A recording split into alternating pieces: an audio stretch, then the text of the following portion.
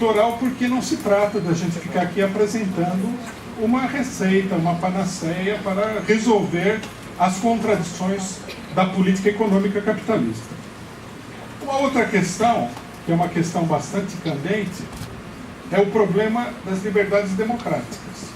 Todo mundo acompanhou as mobilizações de junho, muito se fala das mobilizações de junho. Eu queria destacar um aspecto essencial, que em grande medida essas mobilizações foram uma mobilização contra a verdadeira ditadura que impera nas ruas do país. Todos esses choques que aconteceram com a polícia militar, eles estão revelando a crescente rebelião da população contra essa ditadura. A polícia militar, né, que é digamos assim, uma ponta destacada, uma ponta de lança do aparato repressivo do Estado Nacional, ela é uma polícia genocida, ela é especializada no assassinato da população pobre, né? Por mais que se diga da imprensa que são bandidos, que a polícia mata, etc. e tal, quem mora na periferia sabe que não é nada disso. Que a polícia ataca mesmo a própria população. No Rio de Janeiro é a mesma coisa, nos morros, né? Os traficantes, existe traficante, lógico, mas não se trata disso. Se trata de reprimir brutalmente a população. E quando a juventude saiu às ruas em São Paulo, onde começou a coisa, nós vimos o total desenvolvimento, né, da política do Estado em relação a todos, não aos bandidos e traficantes, e nem só a população pobre. Né, foi uma violentíssima repressão. E a mobilização colocou em xeque esse pilar fundamental da ditadura política que existe no Brasil, contra a classe operária, contra a população da periferia, contra os negros, né? E contra todos em geral. Na universidade já tinha havido muita coisa com a polícia militar e tudo isso veio à tona. Então, acirrou-se, né, o conflito entre o Estado e a população, e isso colocou em pauta o problema das liberdades democráticas. Né? Das liberdades democráticas diversas, o direito de manifestação, a censura que existe, né? A prisão arbitrária, o abuso do poder do judiciário. Né? Vocês viram que um estudante da USP, ele foi levado quase foi levado a julgamento, né? Sem nenhum indício de que ele estivesse participando de nada que pudesse ter dado margem a essa condenação, a esse julgamento. Então, quer dizer, nós vivemos no reino da arbitrariedade e uma parcela da juventude se opôs a isso daí. E esse é um dos fundamentos da crise. Nós achamos que levantar o problema das liberdades democráticas de um ponto de vista amplo é fundamental. Por isso nós temos proposto, né, a convocação de uma Assembleia Constituinte, que é uma maneira de denunciar o regime político dito democrático no seu conjunto, né, não em particularidades. Por exemplo, o PT propõe uma constituinte limitada para mudar algumas regras do regime eleitoral.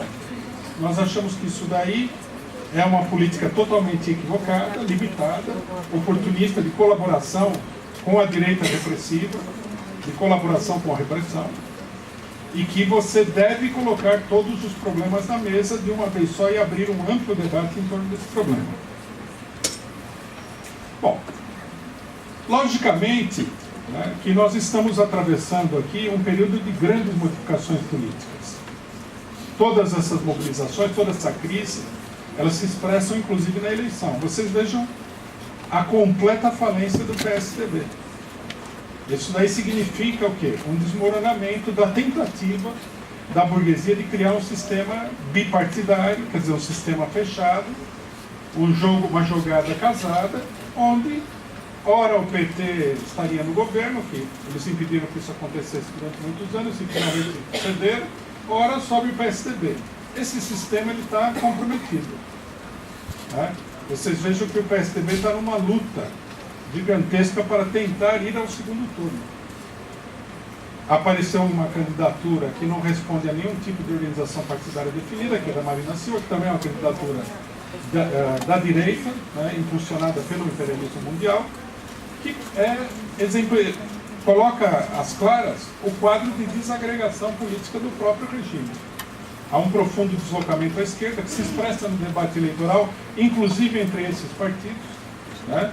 Vocês vejam os temas que se colocaram aí, todos eles são temas que se posicionam à esquerda do espectro político, que mostra que esses partidos são conscientes da revolta das massas, né? Que essa revolta é muito grande. Então, nós temos toda essa situação. Isso, para nós, coloca o problema da luta. Meu tempo está terminando aqui, eu vou sintetizar nas conclusões. Coloca o problema da luta, né, pela construção de um novo partido, né, de trabalhadores.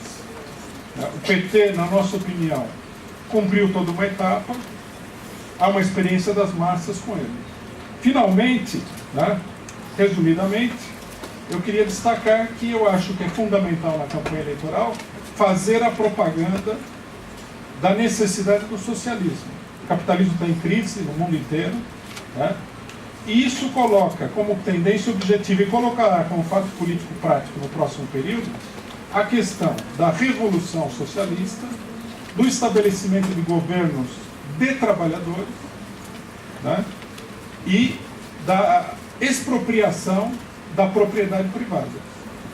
Há vários exemplos no mundo todo, eu não vou me estender mais, mas nós achamos também que essa questão do socialismo é uma questão chave que deve ser discutida, que deve ser parte do debate eleitoral no país, como uma questão fundamental para preparar as lutas do próximo período. Muito obrigado.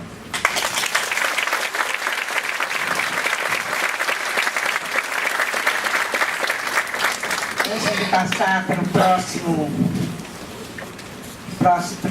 próximo candidato que falará agora, eu queria também aproveitar, agradecer a toda a diretoria da PROPUC, que se empenhou muito nesse processo para a realização do evento de hoje, que inclusive está todo aqui.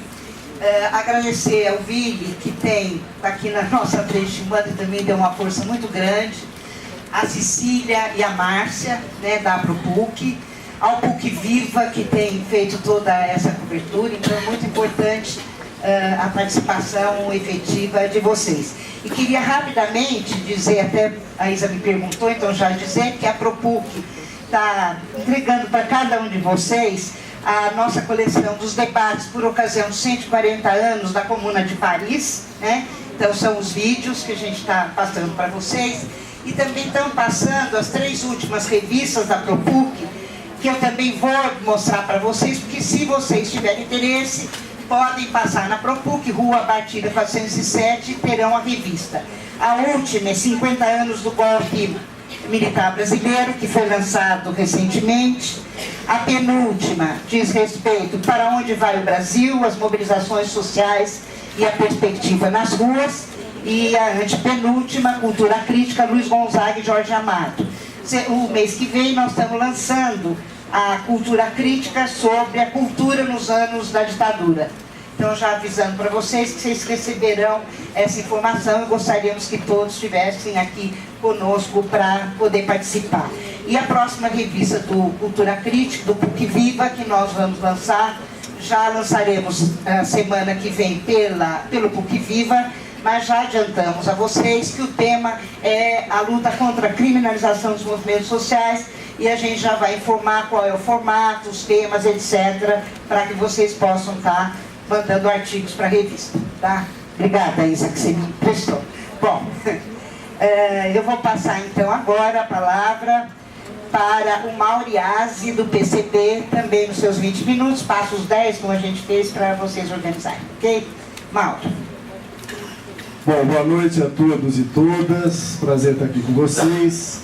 Queria cumprimentar a PROPUC pela iniciativa, no nome da Bia, né? Cumprimentar os nossos colegas aqui na mesa de todos os partidos aqui presentes nessa iniciativa, que é muito importante para tentar romper, pelo menos no espaço universitário, esse verdadeiro boicote, né, que nós temos das candidaturas de esquerda nos meios de comunicação oficial, como o Rui falou, e mais do que isso, né, sobre o olhar complacente do Estado, né, do Tribunal Eleitoral, que deveria estar zelando pelas condições, mas que respalda e legaliza toda essa desigualdade em que as eleições se dão, né? O PCB participa das eleições por uma decisão congressual, por uma avaliação de conjuntura, mas queria dizer que mais do que isso, né, a gente traz a essas eleições uma leitura sobre o Brasil que tem fundamentado o nosso partido nesse momento de reconstrução e que parte de uma profunda compreensão do desenvolvimento econômico, social, político brasileiro, das características da nossa formação social e que nos leva não apenas a eixos programáticos, mas fundamentalmente a uma reflexão sobre os caminhos da transformação social do Brasil, né? Eu estava apresentando os pontos programáticos, né, numa entrevista, e dizia, olha, isso foi definido no nosso congresso, uma leitura sobre o Brasil, e a repórter me interrompeu dizendo, não, o senhor não entendeu, a gente quer saber só o programa eleitoral. Eu falei, mas é isso mesmo, né?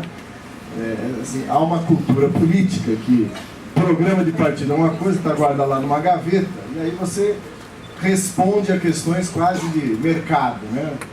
Pesquisa de opinião, né? O que você acha sobre aquele rol de temas, e isso se transforma em programa.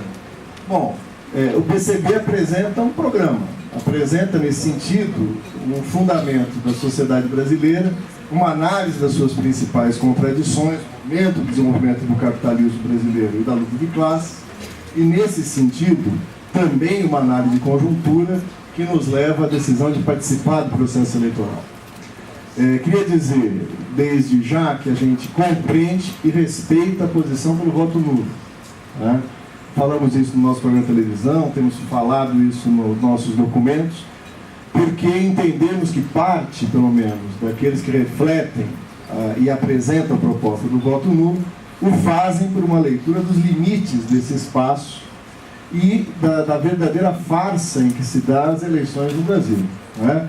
Pela predominância do poder econômico, pela restrição do debate, né? E fundamentalmente pelo risco de, ao participar desse processo eleitoral, acabar por legitimá-lo, né?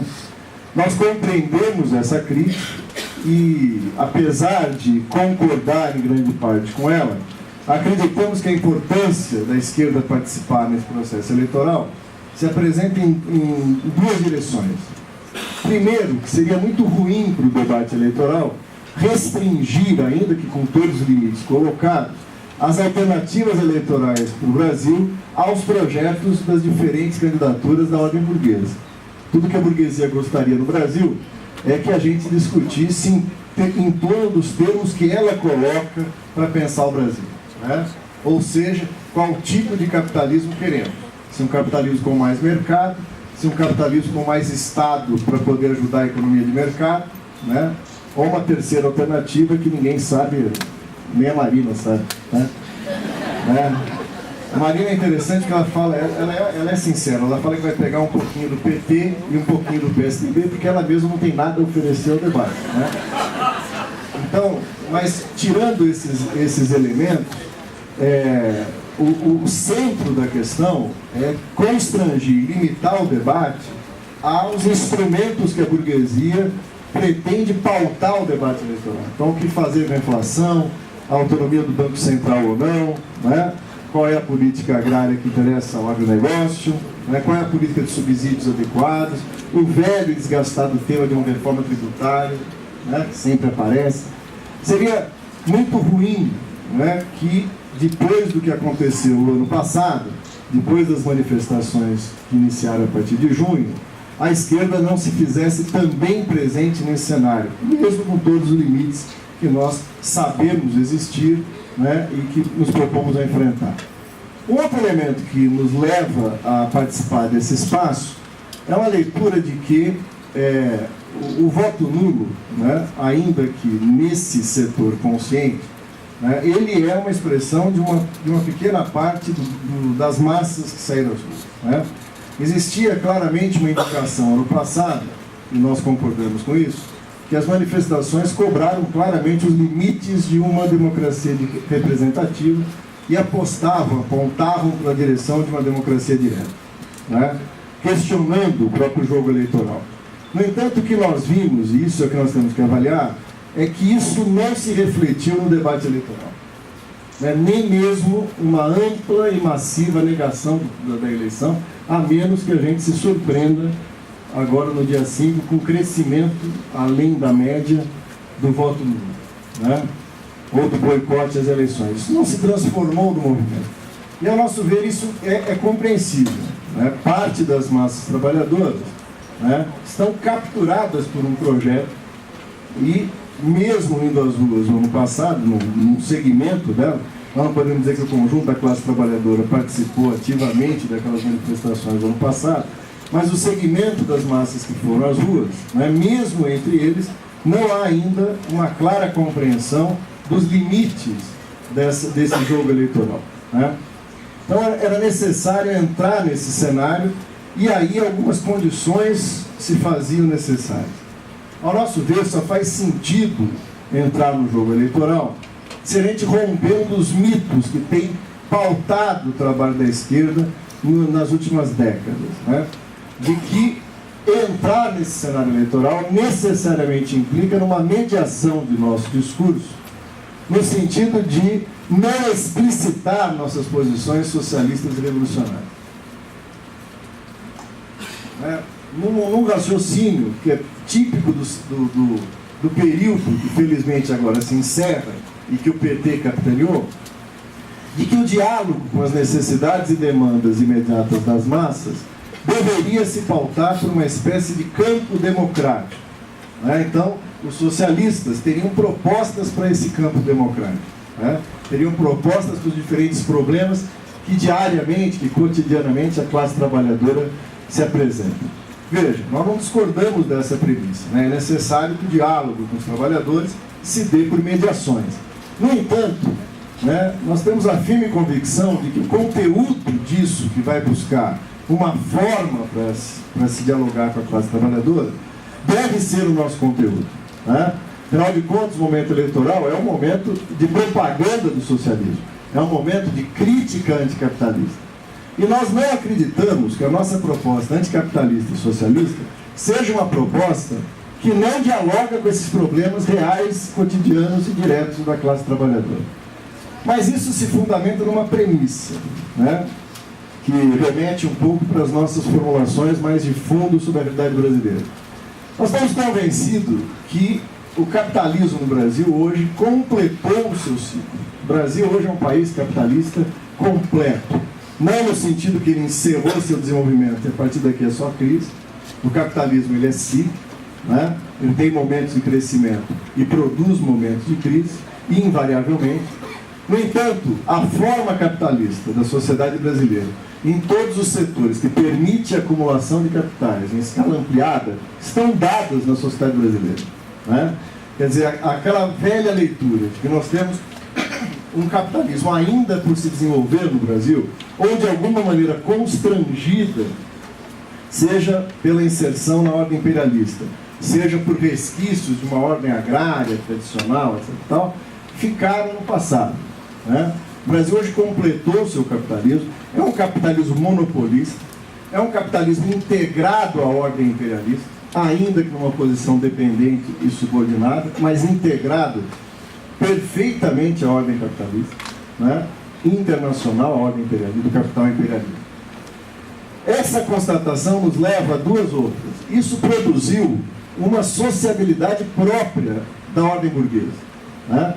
Quer dizer, quando analisávamos a transição da ditadura, o processo de democratização, se apontava ali a ausência de uma sociedade civil consolidada, de instituições da ordem burguesa que funcionassem como trincheiras avançadas dentro da sociedade, além do aparato político do Estado, não é? Todos esses aspectos se completaram ao nosso ver. Hoje nós temos uma sociabilidade burguesa consolidada. Para ir direto à questão, nós temos convencidos que a burguesia finalmente consolidou uma hegemonia burguesa no Brasil.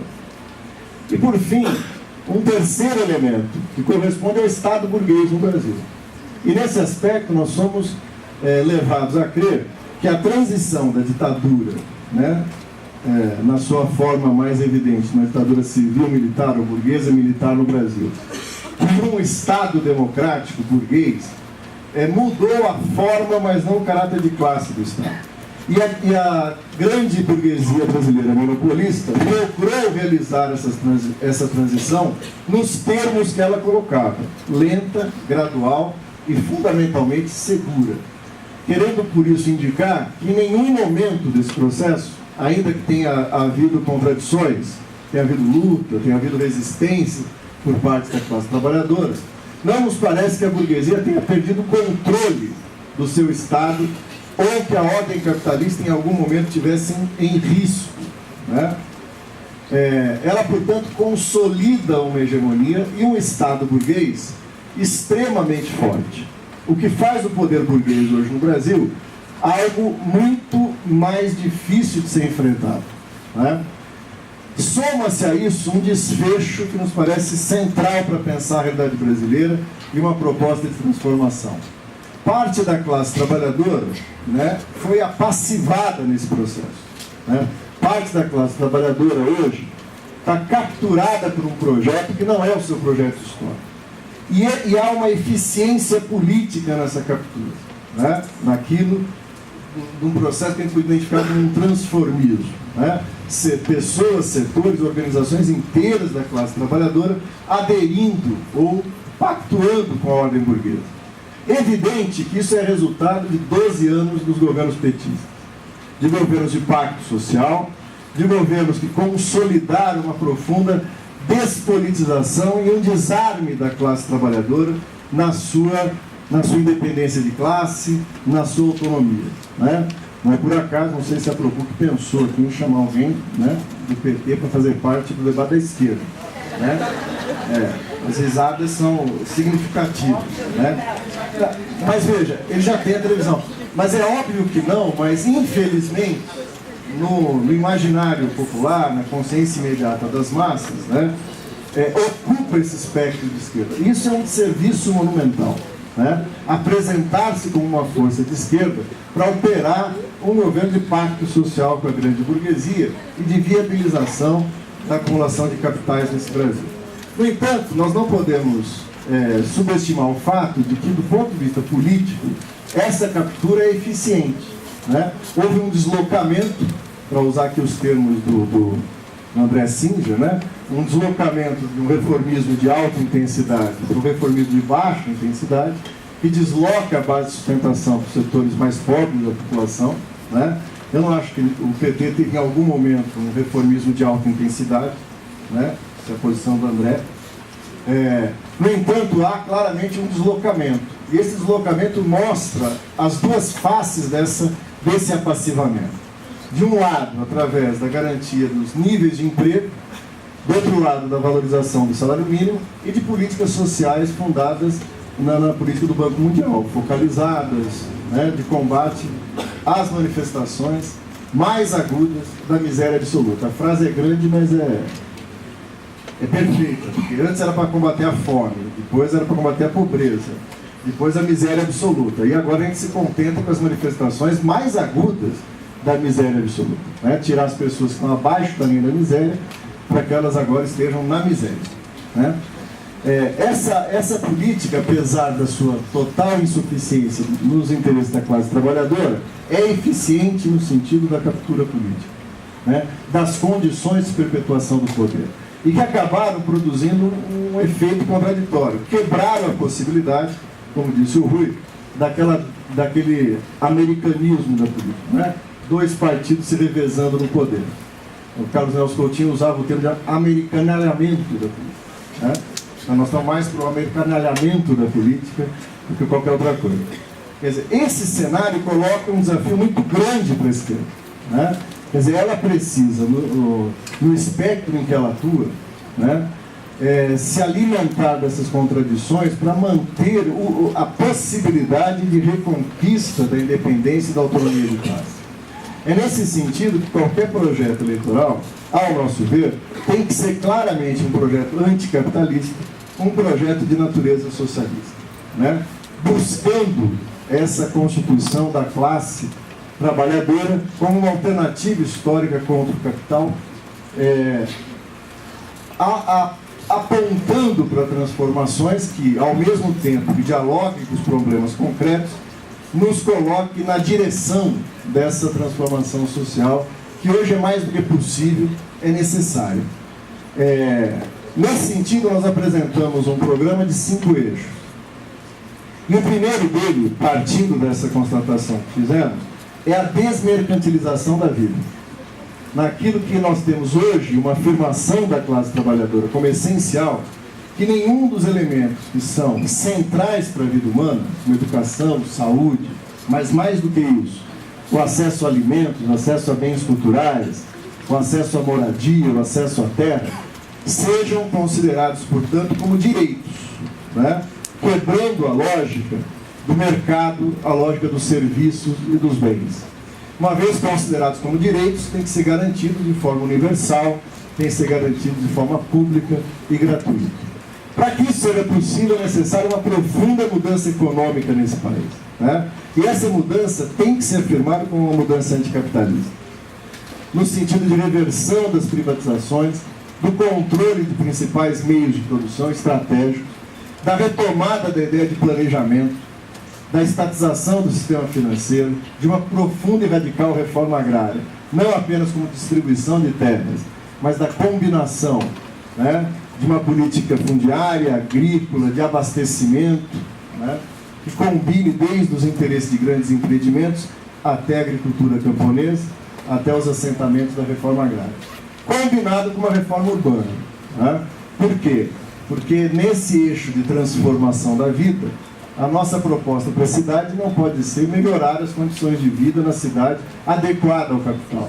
É necessária uma ruptura profunda da política urbana, né? Uma reforma urbana, nesse sentido, se aproxima de uma negação das manifestações que o capital expressa na cidade, né? Isso nos leva a um terceiro eixo, que é a questão do poder. Nós, rompendo com o programa democrático popular, não temos nenhuma ilusão de que é possível apresentar esse conjunto de transformações por dentro do Estado burguês, né, no sentido de tensionar uma correlação de forças numa transição para o socialismo. É necessário criar contra o Estado burguês e as suas expressões políticas um verdadeiro poder popular. Um poder popular que seja um exercício de democracia direta, mas mais do que isso, uma efetiva expressão dos interesses políticos da classe trabalhadora.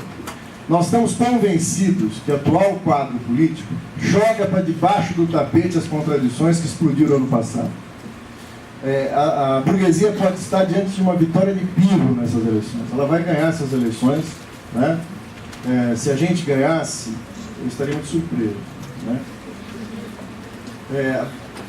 Só dia 5 a gente vai saber. Então, eu adoraria ter essa surpresa, né? Mas é um pouco provável, numa análise de correlação de forças, seria uma surpreendente, assim, seria um recado interessante. A população está disfarçando, mentindo para a gente, né?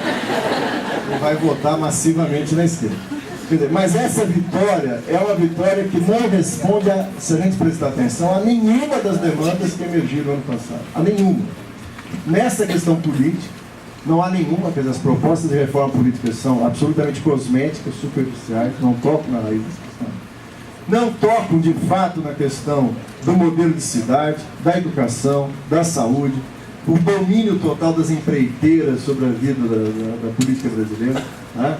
Quer dizer, essas questões jogadas para debaixo do tapete vão amadurecer como contradições e vão explodir novamente, né? Aqueles que se surpreenderam com a explosão de 2013 podem se preparar, que, ao nosso ver, as contradições só estão sendo invisibilizadas novamente para explodir mais à frente. Não vou desenvolver aqui os dois últimos eixos que tratam da garantia e ampliação de direitos, mas só queria pontuar que é essencial esse ponto. Isso não é uma concessão reformista dentro de um programa socialista e revolucionário. Hoje nós estamos diante de uma situação de desarme da classe trabalhadora e a dinâmica de direitos está colocada exatamente nesse registro, né? Nós temos não apenas os direitos trabalhistas como forma evidente disso, eufemisticamente chamada de flexibilização, mas mesmo a flexibilização de direitos fundamentais, né, direitos humanos essenciais, como é o direito à vida, que a Polícia Militar, né, relativiza todos os dias na periferia das grandes cidades. E por fim, a dimensão internacional. Nós não acreditamos que as transformações do Brasil possam se dar desarticuladas do seu contexto latino-americano, do seu contexto internacional. Isso significa, por fim, dizer que todos os problemas com que a classe trabalhadora se defronta, seja na precarização das condições de trabalho, seja nas diferentes formas de opressão sobre a mulher, sobre as diferentes formas da diversidade sexual, do racismo, seja do acesso à terra, o acesso a bens e serviços fundamentais e a flexibilização de direitos essenciais, se dá não pela falta de desenvolvimento capitalista, mas exatamente pelo desenvolvimento capitalista que tivemos no Brasil, e por isso o nosso programa tem que apontar para uma direção anticapitalista e socialista. Não só é possível, como acreditamos que estamos fazendo isso nas eleições, e isso tem aberto um diálogo que nos parece essencial na perspectiva da transformação social brasileira.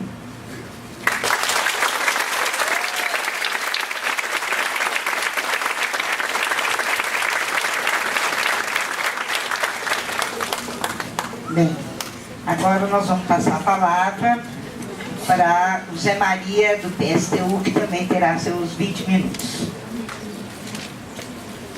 Boa noite, companheiras. Boa noite, companheiros. Boa noite, gente. Votar ou não votar nas candidaturas aqui é livre. Agora, cumprimentar o cidadão faz parte. Gente, eu queria primeiro agradecer a todos e a todas que estão aqui, que vieram participar conosco dessa conversa. Agradecer aos companheiros e às companheiras da ProPuc, acho bastante importante, concordo com o Rui nisso, a iniciativa. E queria começar essa minha fala dizendo a vocês, nesse sentido, outros companheiros que me antecederam já tocaram nesse tema, que inicialmente numa discussão como essa é necessário demarcar a opinião que nós temos acerca da natureza do processo que a gente está participando. Nós evidentemente sabemos que participamos de um processo eleitoral que é completamente controlado pelo poder econômico. E o poder econômico controla o processo fundamentalmente através de duas vias. Uma via do financiamento, que são aí centenas de milhões de reais que permite uma campanha massiva, que massifica, né, uma determinada ideia e particularmente uma determinada candidatura, e por outro lado a televisão. Como já